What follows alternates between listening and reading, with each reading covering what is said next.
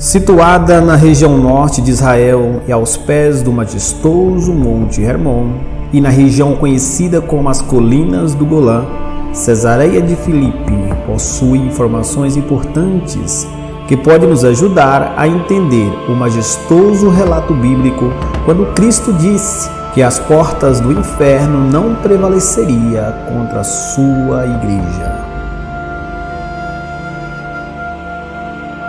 A cidade foi fundada por Filipe II da Macedônia, pai de Alexandre o Grande, no século IV a.C.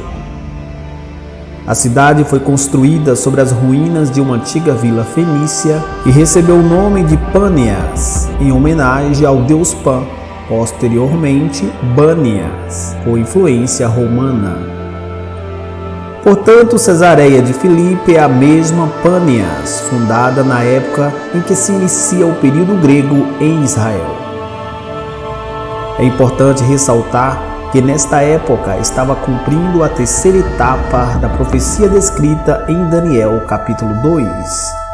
O Império Grego representava o ventre e os quadris de bronze da estátua que o rei Nabucodonosor viu em seu sonho. Tu és a cabeça de ouro. Depois de ti se levantará outro reino inferior ao teu, e um terceiro reino, de bronze, o qual terá domínio sobre toda a terra. O Império Grego é o terceiro império que surgiu depois do Império Babilônico, como a profecia relata. Já o nome Cesareia de Filipe é uma referência a Filipe, filho de Herodes o Grande, aquele mesmo Herodes que mandou matar todas as crianças de Belém da Judéia na tentativa de matar o menino Jesus, que foi anunciado pelos magos como sendo o rei dos judeus. Esta história está escrita em Mateus capítulo 2. Morrendo Herodes o Grande, o reino foi dividido entre seus 3 filhos, Herodes Arquelau. A Bíblia faz referência a ele em Mateus capítulo 2, versículo 22, Herodes Antipas e Herodes Filipe. Quem nunca ouviu falar da trágica morte de João Batista, descrita em Mateus capítulo 14, onde sua cabeça é levada em um prato à filha de Herodias? João havia sido preso por repreender esse Herodes Antipas, que havia tomado a esposa de seu irmão Herodes Filipe. Na divisão do reino, Arquelau ficou com a região da Judéia, Antipas com a Galileia e Filipe com a parte norte de Israel, cuja cidade de Pâneas passou a chamar-se Cesareia de Filipe. Mas como vimos, a cidade foi fundada pelos gregos e toda a região passou a ser influenciada, principalmente pela religião dos gregos, que concentrava na adoração a vários deuses pagãos.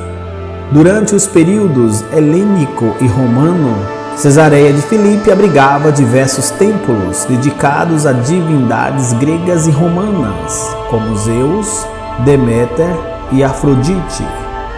O mais notável desses templos era o Templo de Pan, que se tornou um local sagrado para as pessoas que adoravam ao deus Pan.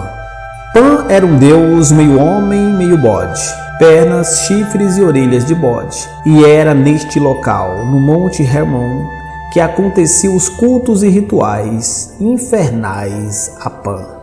Na verdade, em todo este local havia um complexo de templos pagãos, mas o mais importante era o de Pan. Exatamente neste local ficava a imagem de Pan, como está na inscrição logo acima. Dedicado a Pan, filho de Diopan, que ama Linfaenco, pelo sacerdote Vitor, filho de Lismachus. E bem ao lado está a caverna de Pan, ou Gruta de Pan, que era considerada pelos antigos habitantes como a entrada para o mundo subterrâneo, as portas do inferno.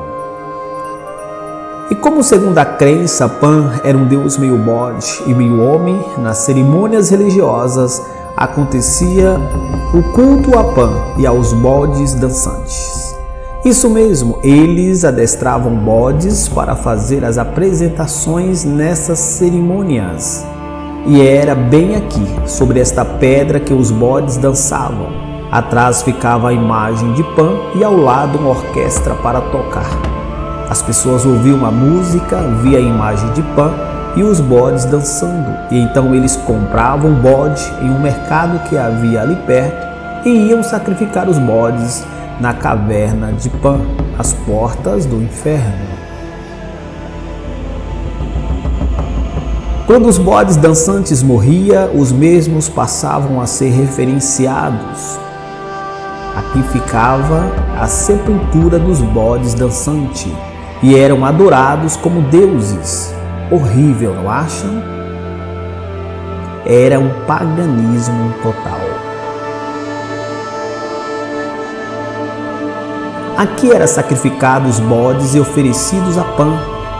Essa caverna era um buraco muito profundo e dentro dela havia uma nascente de água, cuja profundidade não era possível medir.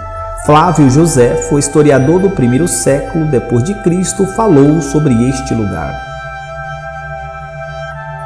O lugar é chamado Panium, onde está o topo de uma montanha que se eleva a uma altura imensa, e ao seu lado abaixo ou no fundo, uma caverna escura se abre em si, dentro da qual existe um precipício horrível, que desce abruptamente a uma vasta profundidade, contém uma grande quantidade de água, que é imóvel, e quando alguém desce alguma coisa para medir a profundidade da terra sob a água, nenhum pedaço de corda é suficiente para alcançá-la. Os bodes mortos eram jogados nesta nascente. Se afundasse, eles entendiam que Pan havia aceitado o sacrifício. Se flutuasse, Pan havia rejeitado. Então a pessoa deveria comprar outro bode e oferecê-lo em sacrifício novamente. O ciclo se repetia até o sacrifício afundar. As águas ficavam vermelhas devido ao sangue e com um cheiro horrível de podridão. Um verdadeiro inferno. Essa associação com o inferno tem suas raízes na mitologia grega. Na mitologia, Pan era um deus dos bosques, pastores e rebanho. E acredita-se que ele tenha escolhido essa caverna como sua morada. Os antigos acreditavam que esta caverna era a entrada para o Hades, o mundo dos mortos. Além da associação mitológica, a caverna em si possui uma atmosfera misteriosa e impressionante. Ela é formada por uma abertura nas rochas que leva a uma série de câmeras subterrâneas. A acústica do local é impressionante, criando um eco poderoso, o que pode ter aumentado a crença de que esta caverna era um portal para o submundo. No contexto religioso, esta caverna ganhou relevância durante o período helenístico e romano. Com a fusão de crenças gregas e orientais, a adoração ao deus Pan se espalhou pela região.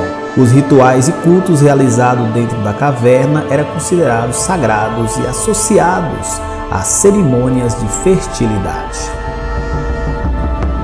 Mas o que tem a ver este local com a declaração de Jesus em Mateus capítulo 16?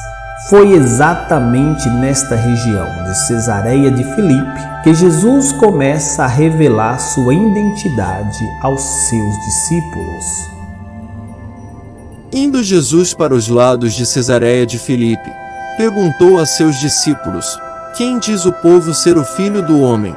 E eles responderam: Uns dizem, João Batista, outros, Elias, e outros, Jeremias ou algum dos profetas. Mas vós, continuou ele, quem dizeis que eu sou? Respondendo Simão Pedro, disse, Tu és o Cristo, o Filho do Deus vivo.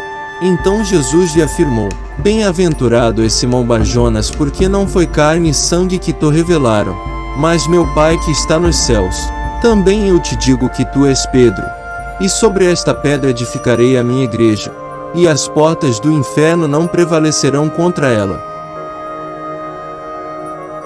Então é bem provável que Jesus estava fazendo referência a este local, quando diz que as portas do inferno não prevaleceria contra a sua igreja.